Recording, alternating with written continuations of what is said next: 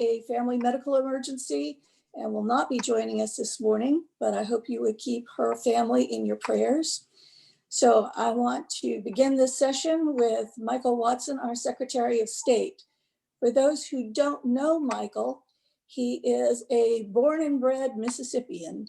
He's from Pascagoula and went to Pascagoula High School, got his bachelor's of business degree and his law degree, both from the University of Mississippi.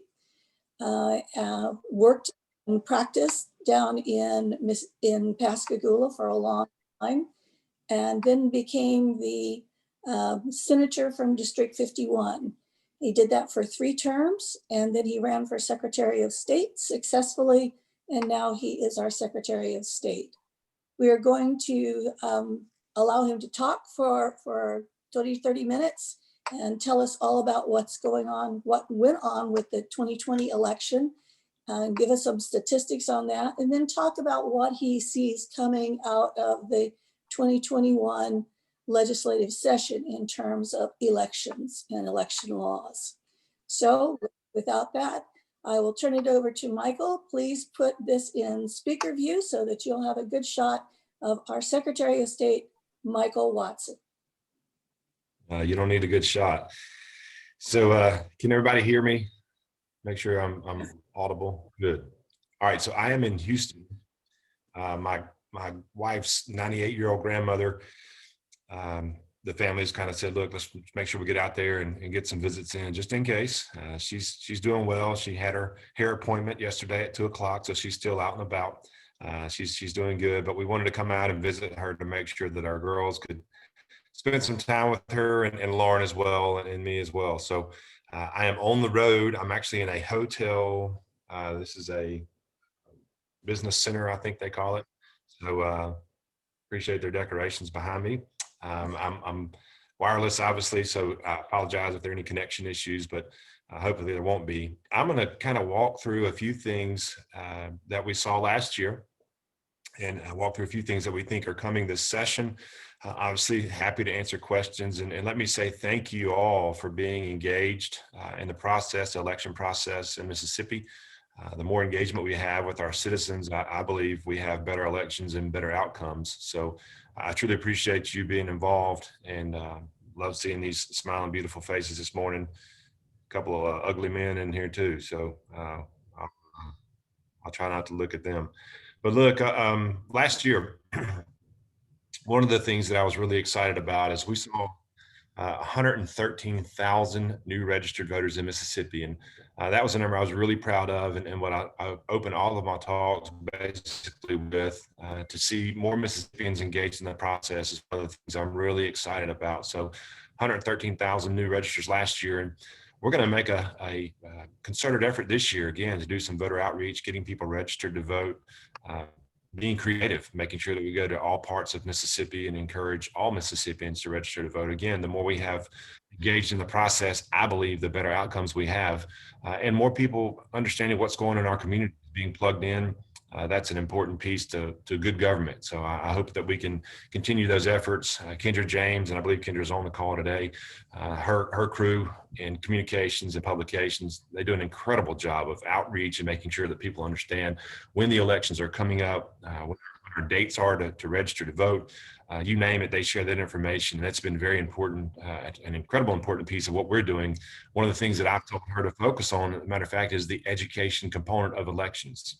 Let's make sure that Mississippians understand when they can register, how they can register, what are the deadlines for them to register, how can they vote, making sure that, again, if they understand the process and they're educated, we hope that that increases turnout, as we saw 113,000 new registered voters in Mississippi. Again, we had the highest voter turnout in state history in the last election. I thought that was another milestone that I wanted to mention to you.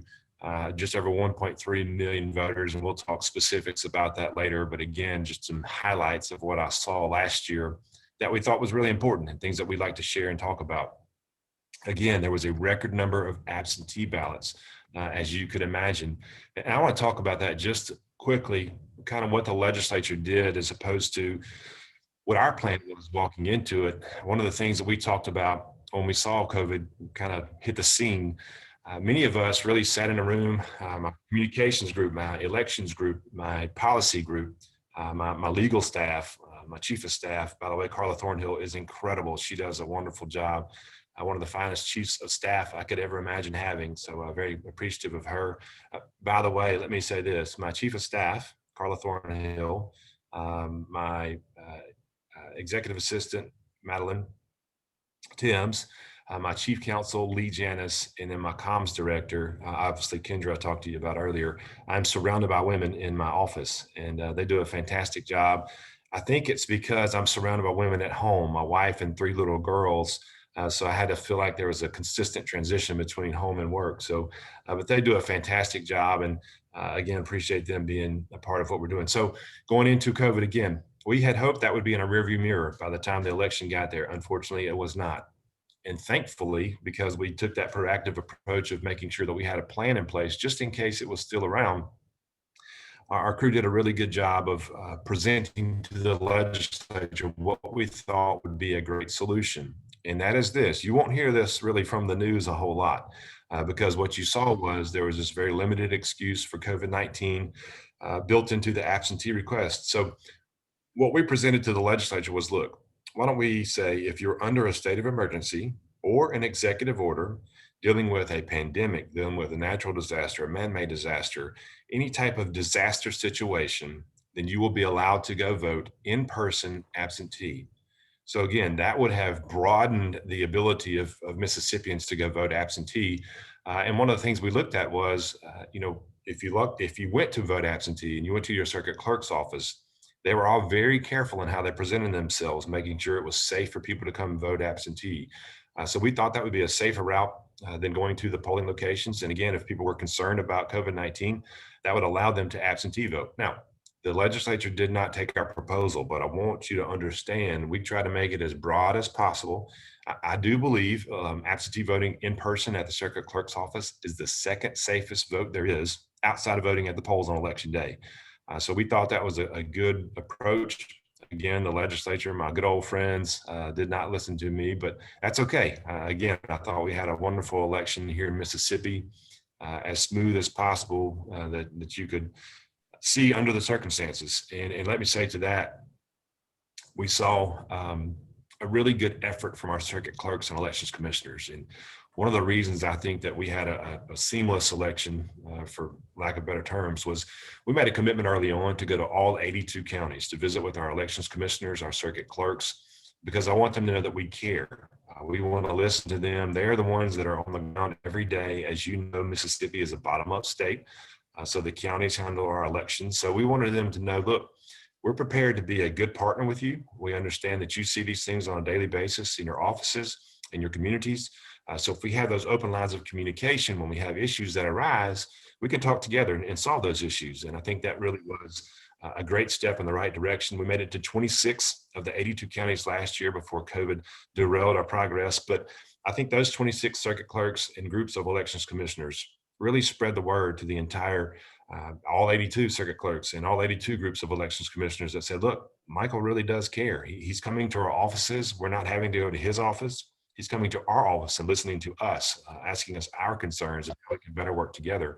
And I'll say this, we had some of our plans that kind of came out as we approached the election. One of them was dealing with curbside voting. And it was somewhat of an expansion within the bounds of the law. Let's be clear on that. But our circuit clerks were concerned because of the logistics of it. Many of our courthouses are in downtown squares, as you well know. And so some of the logistics of working that out just was not going to work, period. So a group of 13 circuit clerks came to my office and they said, Michael, we want to address this one issue that you continue to talk about and to kind of go public with that we think is really going to put some roadblocks up to voting in our communities. Because again, we are small communities. Our clerks' offices are in downtown squares and the logistics just will not work. And so I basically had 13 circuit clerks tell me that I was wrong. And I appreciate that, because that, in my opinion, when you have smarter folks that have seen things day in and day out, and you can listen to them and form good opinions and form the right opinions in my mind, by having a community of leaders, a team of leaders, as opposed to one individual calling the shots, I said, look, you're right, and backed off of that position. So I want you to know that I am one that can listen. I understand I do not know it all, and I think it's important that we have leaders that understand that and that are prepared to listen to others around them, to look for guidance, to look for wisdom, as the Bible, as Proverbs guides us to, having a team around us. And I think that's important, and you're always going to see that from me, always looking for a team. On cybersecurity, another hot topic that we talk about, we did not see any interference in Mississippi's system. And that's very important to note. As you guys know, again, being a bottom-up state, the elections are basically handled at the county level, but we house SIMS, and that is the statewide election management system. And it gets hit every single day. But thank the Lord, we've got a great team in place. Again, Michael Patton and his group, who protect our information, who protect our data. So we have never been breached in SIMS, and find some wood to knock on, and thank the good Lord for that. But Michael Patton, again, and his team do a wonderful job of protecting our data. Now, what I will say is, once we go into the Secretary of State's office, we get basically secret clearance. And so we can hear information from the federal level. And there were many times where they said, listen, there are bad actors out there, obviously China, Iran, Russia, and a few others on the down low, but be prepared for this information. And one of the cool things about our group is we can talk between secretaries across the states and across the country through NAS, which is the National Association of Secretaries of State. So if something happens in Washington, they'll give us a call. Hey, guys, be prepared for this. Ohio, wherever, same thing. So it's good to have that teamwork and ability to talk about what's going on in other states. What should we be prepared for in Mississippi? Now, one thing that while there wasn't the attack or a successful attack on our system, we saw an incredible amount of disinformation and misinformation. I want you to be aware of that. I'm sure you are already, but it just because someone's on Facebook talking about it doesn't mean that's not someone from Iran, or doesn't mean that's not someone from China who built a profile that looks like American that you may know. So be careful with that information that you're getting. One of the things that we were very successful with our Trusted Information campaign, making sure that people are talking to our office, to the circuit clerk's office, to get trusted information, to make sure you have proper and right information to share regarding elections. So again, I thought that was an important piece with the cybersecurity. Let me give a big shout out to our coastal circuit clerks.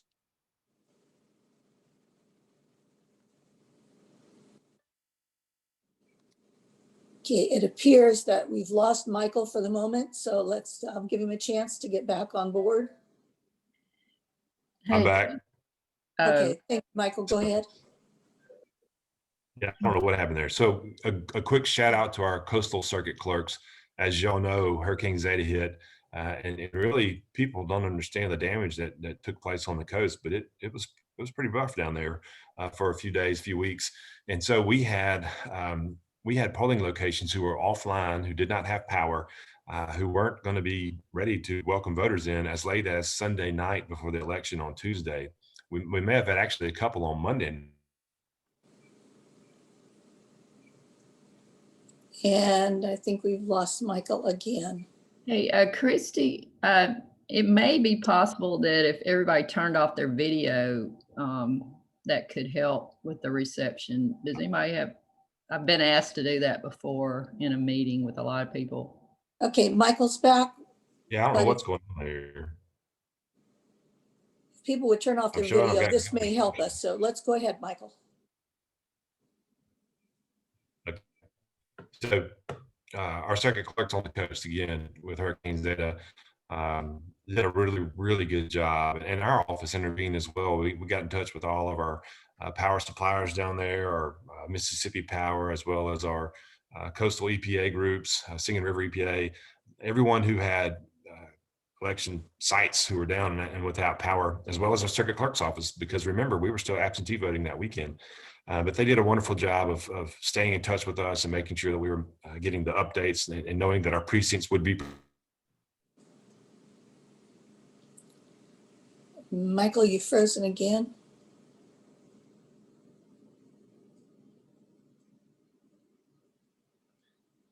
And you look like you're back.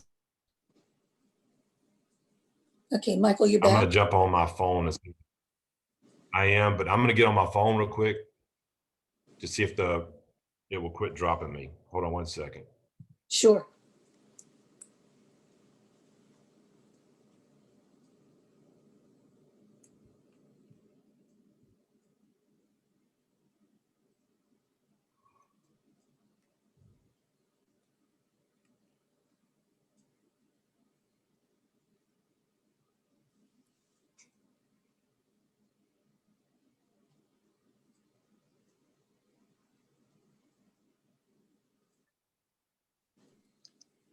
All right, Michael.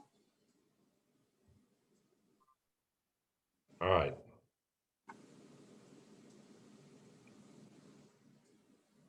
Now, is that coming through? Yes. All right, I'm gonna disconnect this other one.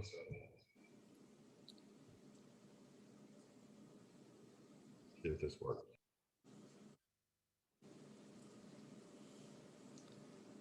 Need to reorient it. There you go. Okay. And if we have to go with just audio, that's understandable in your circumstances. So thank you, Secretary Watson.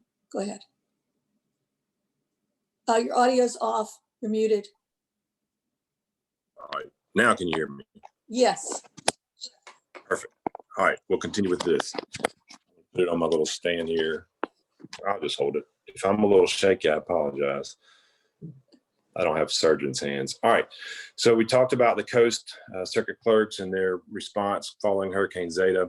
We talked about visiting with 82 Circuit Clerks and Commissioners. I want to say this, as you saw, I hope you saw when you went to the precincts or wherever you voted, you saw a clean and safe surroundings, circumstances that were put before you in your precincts. We palletized 117 pallets of PPE, of hand sanitizer, you name it. Our office was in charge of making sure that all of our counties had the proper and necessary PPE and cleaning materials. You saw wipes, you saw all kinds of things if you went to your precincts. We saw pens, we saw styluses, you name it, depending on what type of machine you were voting on. And that was all done by my staff. My team did a wonderful job of making sure that we had that prepared and in order. We appreciate Commissioner Andy over there at Agriculture, who did a wonderful job of giving us space to palletize these materials. We saw who else was involved. We saw the National Guard, who came and picked up the materials and delivered them to 9 different sites around the state where counties could pick them up. MEMA, who helped out big time. Really, again, another team effort, and you're going to hear that from me on a consistent basis, talking about team efforts and people working together. I think that's important with leadership. So we were able to do that to all of our 82 counties. We did that with money that was provided by the federal government, $4.7 million. And one of the things that I love to talk about with that is we split that in half. So we took about, well, actually more than that. We dedicated 2.5 million of the 4.7 to our counties.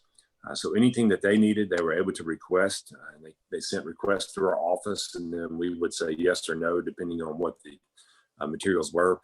Now, when we had counties who were asking for TVs and other things, we said no.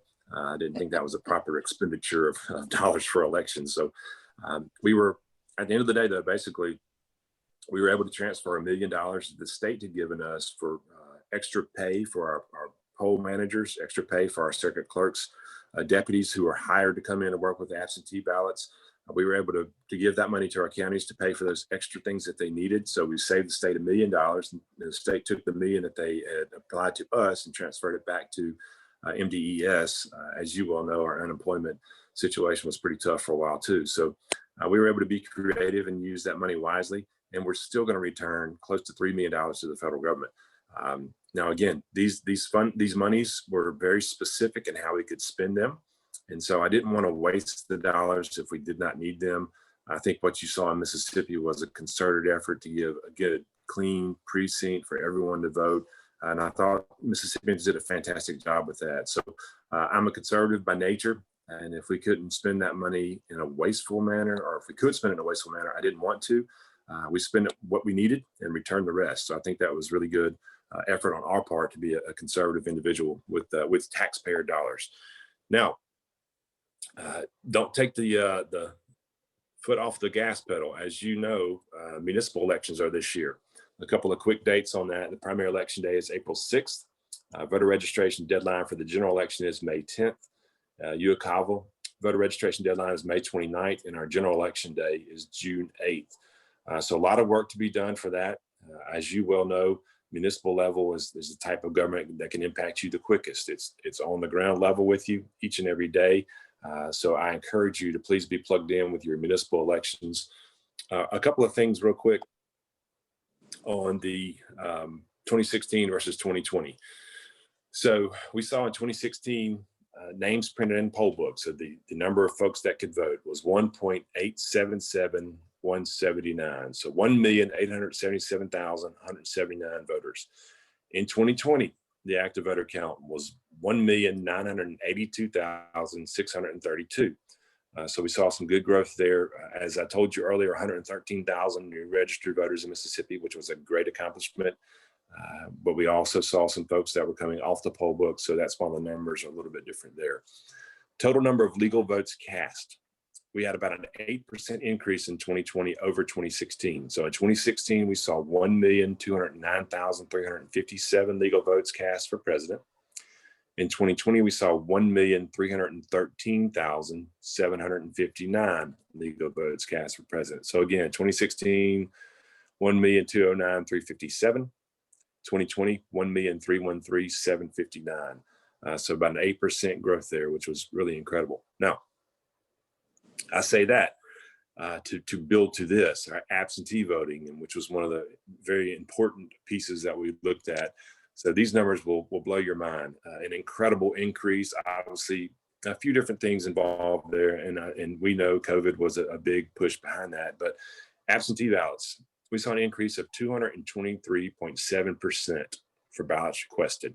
That's an incredible number. So in 2016, we had 110,810 absentee ballots requested. Of that number, we had 102,913 returned. And of that number, we accepted 101,337. And so you saw a rejected amount there of 1,571. And on that point, I want to be very clear here because these next numbers are going to be a little bit different, obviously, because of the turnout. But in 2016, we did not note in SIMS, which again is a statewide election management system. For instance, on this one in 2020, when someone requested an absentee ballot, we noted in SIMS basically that an absentee ballot had been requested. That is because of the legislation that was passed going into this fall election, where the legislature made the absentee vote now your final vote. You could not come back on election day and vote again if you had voted absentee previously. So I said to make sure you understand here, we captured that differently in SIMS in 2020 as opposed to 2016. So in 2020, 247,855 requested absentee ballots. Of those, 239,488 were returned. 233,927 were accepted. And 5,559 were rejected. Now, you saw our office add some signature verification language to our regs. And so what we saw again in 2016, it was not notated in SIMS. Obviously, that information wasn't a necessity. We didn't do the signature verification quite the same. So in 2020, our signature verification, because we had notated in SIMS differently when someone asked for an absentee ballot, we were able to capture that information. We have sent all of our circuit clerks who had those rejected by signature some requests about information. Hey, who came in, who did not? Did folks come in and verify their signature? We've gotten some requests and information back so far, but not from all of our counties. So I can't report on the specific number that were cured. I do know that there were several counties that did have those ballots cured. So some folks did come back in and cure those signature deficiencies. Some folks did not.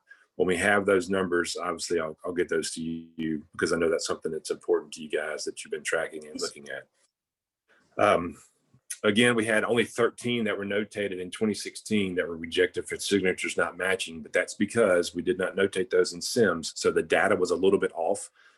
The number could be much higher, but if we didn't notate it in SIMS, we couldn't know that to report it. So that number is going to be a little bit off. In 2020, 89 were rejected for signatures not matching. We had 17 counties that reported rejecting for this reason. Of the 89, interestingly, 36 were in Pike County. So we have reached out again to all these counties, to the circuit clerks, to ask them to let us know, hey, which ones were cured, which ones were not.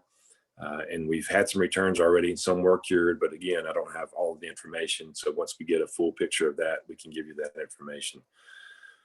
Let's see, what else can we talk about? Legislation. This coming year, as you know, big focus on election integrity across the country from the previous election this fall. We looked at a few different things here in Mississippi, and I take this very seriously, and actually had a conversation with my office this week about the Secretary of State's office. As you know, and I do not hide from this, I'm very conservative. That's just who I am. It's my makeup. It's how I believe things. But that being said, I believe the Secretary of State's office is one that should be nonpartisan in a sense. Let's be fair to both sides, because a clean and fair election is what's really undergirds our country. And I think that's very important. So I don't want you to ever think, well, Michael's just trying to drag us to the right or whatever. I want you to think from this perspective. I'm trying to look at things that are fair and that are right. How we can make sure that the only folks that are voting are the people that should be voting in Mississippi, that should be voting in our country. So as we walk through this, and one of the things that we're going to talk about is typically kind of some pushback from the right. Online voter registration, for instance. I have done the research on that, and our office has taken the position that we think that's a good thing. So I've talked to states all across the country dealing with online voter registration, and what are the pros and cons? What's good about it that we can talk about in Mississippi? What are the bad things that we need to be aware of that we can, again, shore up the system in Mississippi?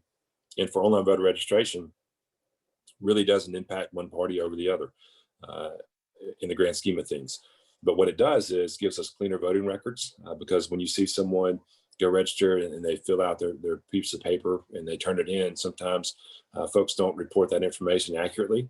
So we have bad voting records, and then folks again have issues on election day. So we think that'll clean up our voter records. We also think one of the things that, again, we talk about signature verification quite a bit this year. We're going to be talking to DMV and upgrading their software and their systems to make sure that we can get these signature verifications in even cleaner and better. I think that will help on the back end, clean the information up. So you also have voter registration or voter ID in Mississippi. So again, you've got that check on the back end. But we think that online voter registration is something that's easy, will help drive our numbers up with Mississippians being able to register to vote. As you well know, that's where our economy is going. That's where everything is going online. So voter registration is something that we think, again, we can pull off securely in Mississippi. And so we're going to be supporting online voter registration. Now, will you see that pass the legislature this year? I'm not sure, but it's not because we haven't had conversations behind the scenes with the chairman, with numerous members saying, listen, we think this is a smart approach, and we think this is one that 38, 40 other states have. So it's been proven that it can work. We just need to make sure that we are staying focused on having a clean and pure system where folks can vote or can register to vote online. Voter roll maintenance, another big topic that we need to talk about. As you probably heard me mention before, we've got 37 counties showing over 90% of the voting age population being registered to vote. Now, counties that are doing really the good hard work on making sure that they get clean voter rolls, you're going to see that number around 75 to 80%. So we talk about 37 counties. That's almost half of Mississippi with 90% or more. Of those, 7 counties have more than 100% of their voting age population showing as registered voters, with the worst offender being 107%. Now, that's impossible. We know that with the census numbers, obviously they're going to be changing. So there's a little bit of playroom there, but not that much. And so what we have done is reached out to all of our elections commissioners in those counties and said, listen, we're watching you. Please do your job. We've got to have good, clean voter rolls to make sure that only those who are in Mississippi legally, only those who are in our country legally, are those who are casting votes, and those who are obviously meet the qualifications to vote in Mississippi. So that's an important piece of making sure we have clean voter rolls. So we're going to be working with our elections commissioners and our circuit clerks. I do not have any authority whatsoever to force them to do their job, but we can talk about it. We can make sure that, look, we're going to make you famous. If you're not doing your job, I think that's important that we talk about. So clean voter rolls in Mississippi is another priority of ours. One of the pieces there is we talk about this. You saw states like Ohio and other states that were pretty aggressive on cleaning up their voter rolls. And the Supreme Court heard those cases and ruled that that actually was legal and constitutional. So we're looking at different measures that we can bring to Mississippi to make sure that we are purging our rolls properly. Again, not cutting off anyone who is properly registered to vote in Mississippi and illegally registered to vote in Mississippi. So that's an important piece, but it's really this whole grand scheme of putting everything in together that makes clean voter rolls, makes it easy to register to vote, but also, again, making sure that we uphold the integrity of the system. And then lastly, on kind of what the legislative package that we've been working on, there are a few tweaks and cleanups here and there, but on the big ticket items that we've discussed is the proof of citizenship piece too. You saw Kansas, you saw Arizona, you saw Florida, Texas, Tennessee, the list goes on of states where I believe maybe there probably was too much politics in it as opposed to what's the right thing to do. And so we've studied all of these states to make sure that we've got a good approach, what is constitutional, what is legal, and we're going to put that together. And it really patterns after Tennessee. So I encourage you to study what Tennessee did. A very clean and good process. As you know, we're under a federal lawsuit right now dealing with naturalized citizens being forced to show proof of citizenship as opposed to others not being forced. So this would apply to equal protection clause. Again, we've studied that to make sure that we don't do anything outside the lines that are not legal, but also making sure that this is a down the road approach. Again, not a right or not a left. Who are the right folks that need to be voting in Mississippi? Let's make sure we got a good, clean system. The integrity of this system is very important to us and something you're going to see us focus on. So those are kind of three big ticket items. I've heard of a few other conversations in the legislature with pieces dealing with elections, but nothing too big as I understand it. Both the speaker and lieutenant governor have basically said, look, we don't want to do too much this year. We want to be able to get in and out as quickly as possible with COVID in the backdrop. But also let's make sure that we have time to study these issues and do things that are right in a slow manner. And that's how the system's set up in Mississippi. System is set up to kill legislation, not pass legislation. So hopefully only good legislation is that which gets passed. Now, I saw a question, I think, about the resolution board. I thought that was a really good addition by the legislature this year. As you know, under old law, prior to this past election, absentee ballots were kept at the circuit clerk's office, and then they were sent out to the precincts. So you had our poll managers who had worked 12, 13, 14-hour days who were then having to go through all the absentee votes. Well, in a presidential year, this could be thousands of absentee votes. And so you get through with election night, you shut the system down at 7 p.m., you close it all out, and then still you got to go through the absentee ballots. So they were working to 2, 3, 4 o'clock in the morning to get these things done. The legislature saw that. One of the things we talked about on the campaign trail that I heard from so many circuit clerks was this: look, we don't mind this absentee voting, but why don't you make it the final vote? Let us process those at the circuit clerk's office. I think you'll get a cleaner return. You'll get a quicker return. And I also think, look, with this resolution board, you can get folks who are arrested, who are coming in to do their job and do it by the law, as opposed to those who may be tired after working 13, 14-hour days at the precincts. So that's exactly what the legislature did.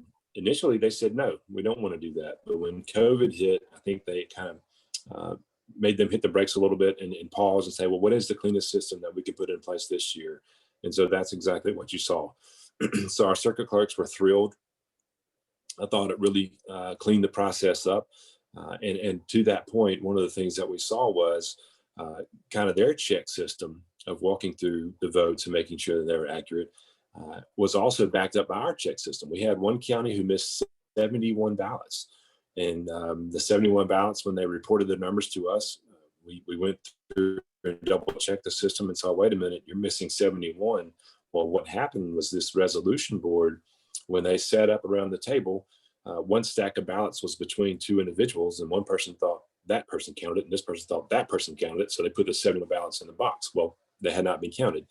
So I just say that to let you know we're double checking everything. We're cross checking, making sure that we've got an accurate election. Everyone who votes in Mississippi, again, legally cast votes, we want to make sure those are counted. I think that's an important piece of what we do in the Secretary of State's office. So the resolution board I thought was really good, though. They could meet as early as 7 a.m. on election day to start processing those ballots. And by that, I mean taking them out of the envelopes, checking for signatures across the flap, making sure that, everything checked the box and it was a legally cast vote, and then put those aside. But they could not tally those until 7 p.m. So many counties had so many absentee votes that they couldn't even tally them at 7 p.m. They had to wait for a few more days. Hinds County, for instance, we didn't get those back within the 10 days that we actually put in our regs. They didn't get it back until the 11th day because they had so many and we're working through so many issues. So we're gonna tweak that process, and again, that's going to come from working with our circuit clerks and our elections commissioners. But that is regulatory, and that's around to stay. The legislation that they passed obviously is going to stick around as well, so that they did not sunset, as opposed to the COVID legislation did sunset. So the excuse that you could add to the absentee balloting due to COVID, that sunset on December 31st.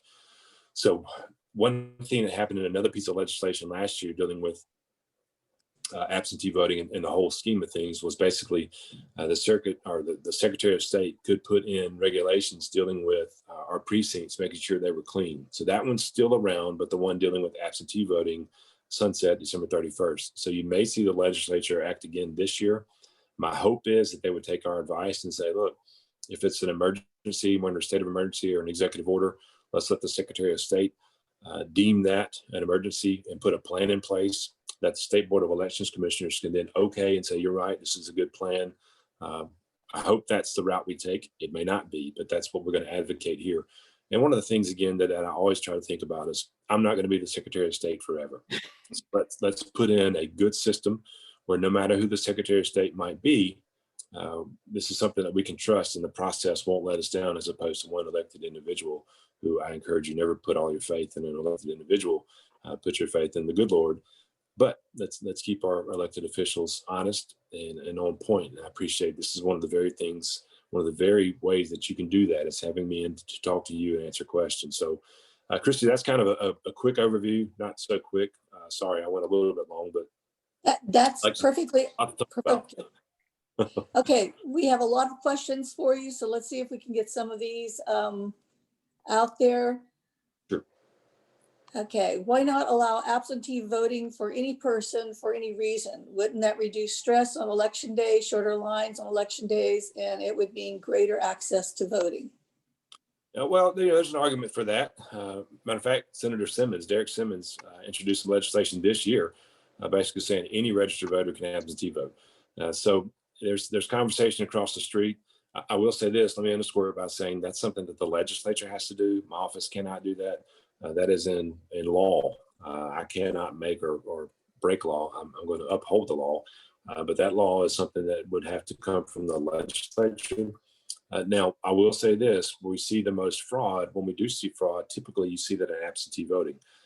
One of the things that we've got to be careful about, again, I'll go back to the conversation we had earlier about our voter rolls, making sure that only the legally registered and residing individuals in Mississippi who meet the qualifications, those are the folks that should be on our voter rolls. Now, what we're seeing is, and I'm not saying this is an intentional effort, but again, if you're looking at a voter roll and it's got 107% of the voting age population on that voter roll, you've got dead folks, you've got folks who no longer live in Mississippi, you've got all kind of individuals. And again, I'm not saying that's intentional fraud, but if our elections commissioners aren't removing those folks when they move out of Mississippi or when they pass away, if you went to, and this is just an example, if you went to this mass vote out of ballots, universal mail-in balloting, every one of those individuals, 107% who are dead, who are out of the county, who are no longer in Mississippi, whatever the case may be, they're going to receive a ballot.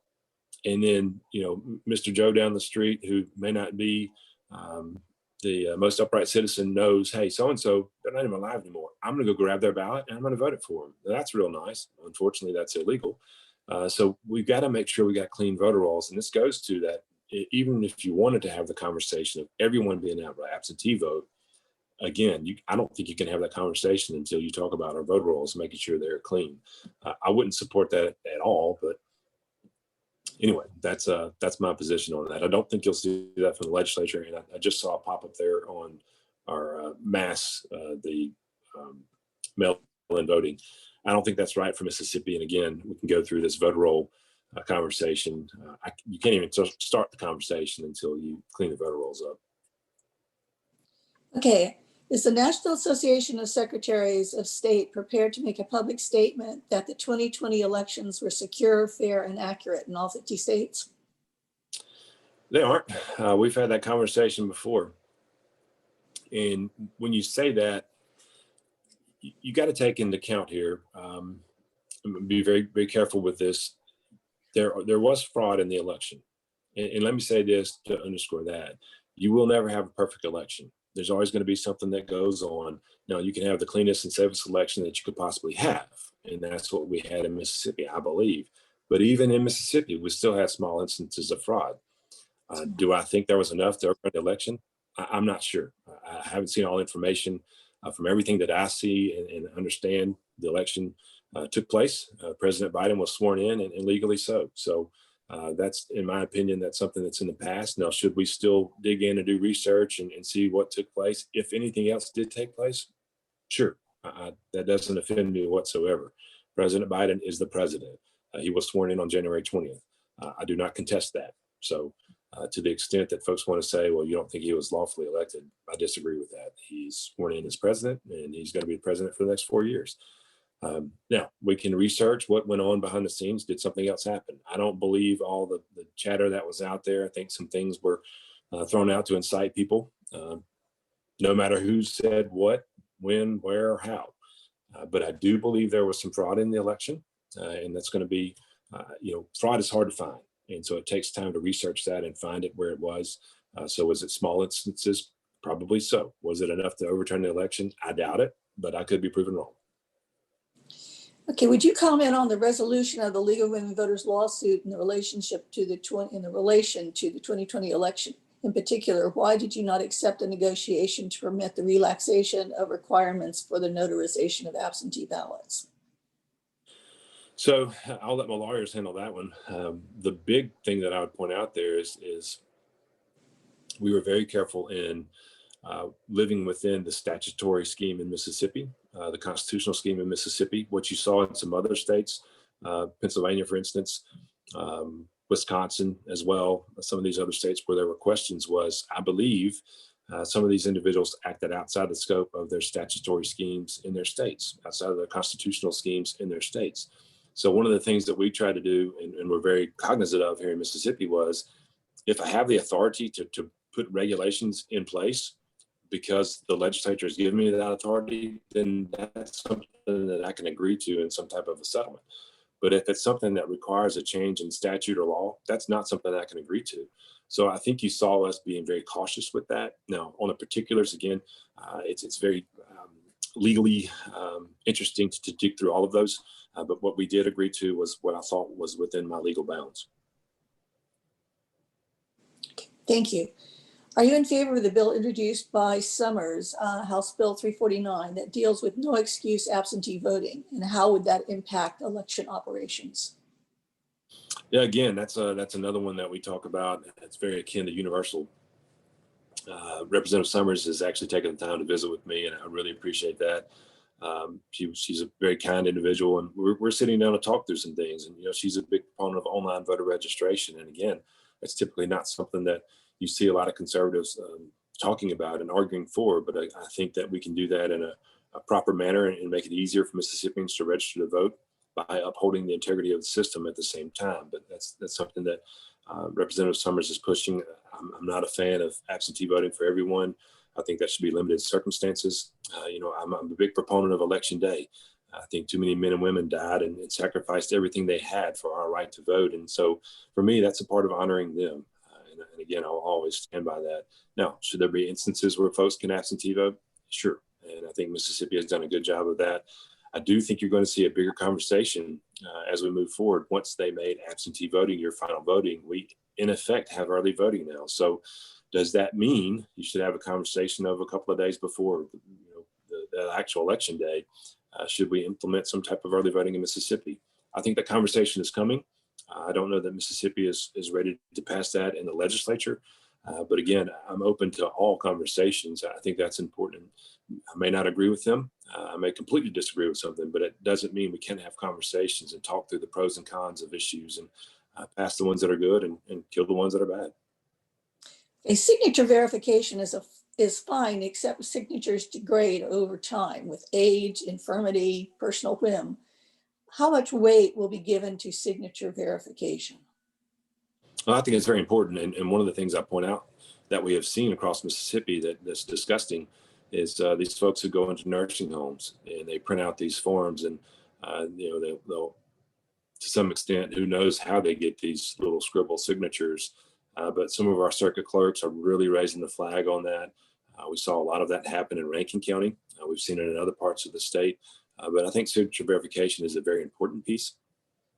To the extent you're correct that the signatures could degrade, these individuals could, in my opinion, and what the smart thing would be is if you notice a difference in your signature, you need to update your signature and make sure that those match. And as you see in Mississippi, the signature across the flap on an absentee ballot, those are done every 4 years or whenever the vote happens. Those are the signatures that we look at. But on the DMV database, that's where I would encourage individuals, if they see some difference in those signatures, to go update those signatures in the system so we'll be able to check them that way. There's a way to make sure that we're getting the accurate signature verification, and we got to be have good focus on that. Well, in regard to that, what efforts are being made for the rejected ballot voter demographics? Is that being analyzed? Say that one more time, I'm sorry. Okay. What efforts are being made for the rejected ballot voter demographics? Are they being analyzed? We don't keep up by that as far as male, female, white, black, whomever. It's just a registered voter and whether or not. Again, we want to make sure that their vote that was cast is honored. It doesn't matter if they're white or black, yellow or green. We want to make sure it was a legal vote cast, and we don't keep up. We don't track that data in SIMS, so I don't know how to report that. What is the most common reason for rejection of an absentee ballot? So I think probably the most common would be, and this is just me guessing. I don't have those numbers in front of me. I would guess probably the signature over the flap. Folks just not signing all the way through. And look, I would say that's probably something we should look at. Should we take a complete look at absentee balloting, voting, and rework the whole system? Maybe it's time for that. Again, that's something that has to come through the legislature. I can't unilaterally do that, but I'm never opposed to talking about those. Is there a way that you could offer a cure for that, the way that you've done for signature mismatches? So when there is legislation that specifically spells out what has to happen on a ballot, no, ma'am, I can't change that. Now, what you're talking about there is signature verification. When the legislature gives me the ability to write rules and regs on a specific issue, yes, I can cure by regulation. But when it's specifically spelled out in statute, I can't change that. Now, if they back that up and said the Secretary of State will issue regulations dealing with absentee ballots and envelopes and how they're to be prepared, yes, I could clear that with regulations, but that's not the law. The law is spelled out in the statutes here now, so I can't change those. All right. Why is it so difficult for college students who are out of state to vote absentee? They have to get a public notary for both the request and when they send in the ballot. This has been an obstacle for all my college children. Yeah, so we're working on that now. One of the things that we talked about was the registrar on campus. Obviously, those folks want to make sure they know who's on campus and who's going to class, who's paying for their tuition, and who's not. So we talked about, do we form some kind of a partnership with our registrars and our circuit clerks in those counties? If so, then the registrar maybe could act as the circuit clerk when it comes to voting. So that's on campus. The person would never have to leave to go find someone to notarize it. So that's one of the things that we're working on. Again, that's going to be something that the legislature has to agree to. It's something that we're studying, but I can't say that's going to happen or not happen with any definitive measure. Okay. The NVRA provides means to purge the voter rolls. Why can't those means be enforced rather than devising mass purges? Well, I don't know that we're devising any mass purges. I think what we're trying to do is follow the law. And I think the NVRA set some of those out. So as you saw in Ohio, that went to the Supreme Court, and the Supreme Court said that's legitimate, that's legal. So I think our focus is clean voter rolls. I hope that would be everyone's focus, making sure that only those Mississippians who are legally registered voters are on our voter rolls. I think that's important. It's a holistic approach. It's not just narrowly tailored. It's something that we're trying to work with our legislators. There's some movement over there right now on that issue. But again, I think it's important to focus on that issue, and we're going to continue to do so. Now, what we're doing right now, again, I do not have the authority to force any election commissioner to do their job. You can help me with that. If you've got some election commissioners that that aren't purging properly, legally, as they should be right now, then let's talk to them. Let's help make them famous and let folks know they aren't doing their jobs. Ultimately, they're answerable to the people. Those are elected positions. So if their constituents aren't holding them accountable, then no one is. So that's important to us to point that out. Okay. I've heard that there's a new website coming. What's the status on that? Yes, we're excited about that. We're rolling it out here within the next couple of weeks. We're working out the bugs right now. One of the additions to that, and that I'm really excited about, is a searchable campaign finance report database. So instead of having to go pull a bunch of PDFs, we're transferring that data over into our system where you can type in, say, Michael Watson, and look up who gave to Michael Watson, or Zakiya Summers, whomever you want to go search, Tate Reeves, Delbert Hoseman, a searchable database like you have at the FEC level. We're working on that now, and that will be tied into our new website. But that should be out within a couple of months. It's going to be much more mobile friendly than the current site. You're going to see a different look, a different design, much more user friendly. So we're really excited about that. And again, you should see that in the next couple of weeks. I mean, going to the current website, I've heard that you can change your your address online. But I've also heard that you can only do that if you're moving within the same county. What's the truth here? I don't think that's accurate. That'd be a Holly Robertson question. I think you can do it anywhere around the state. Matter of fact, we had a friend of mine who moved from Madison to Hines, and she was able to do hers online. So if she did it, and not with my help, by the way, let me make that clear. She did it on her own. I told her where to go on the website, and that's it. So I didn't change anything on the back end. But yeah, as far as I'm concerned, I believe that's entire statewide. But that's a Holly Robertson question. She's our guru on elections. That's just off the top of my head. And look, I've been here for a year and a few weeks now, a year and a month. So there's still a lot of things that I'm picking up on, learning through the intricacies of the systems. Been hard at study for a year, so I've learned a whole lot. And let me say this about our staff at the Secretary of State's office: incredible Mississippians. You should all be very proud of the folks that work for you at the Secretary of State's office. When we had to go because of COVID-19, when we had to telework, didn't miss a beat. They stayed on top of their jobs. Worked really hard. I'm very proud of them, and you should be too, as Mississippians. A first-class organization of people. One last question. I know you have to jump off soon. As the state's chief elections officer, what are your plans for ensuring all Mississippians have unencumbered access to register and to vote? Are polling precinct locations and location changes being reviewed with the local and state political party leadership?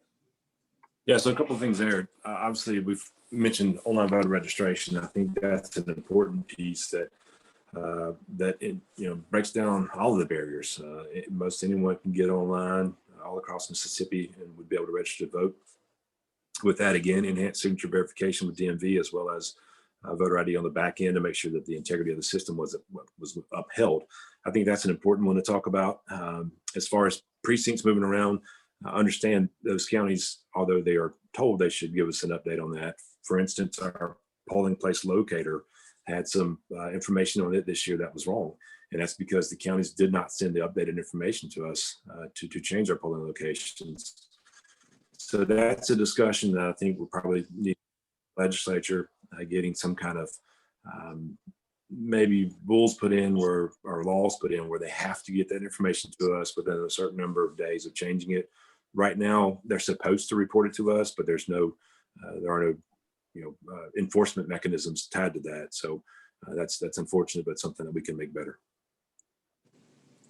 Well, I really appreciate your being with us this morning and answering our questions and telling us what's going on.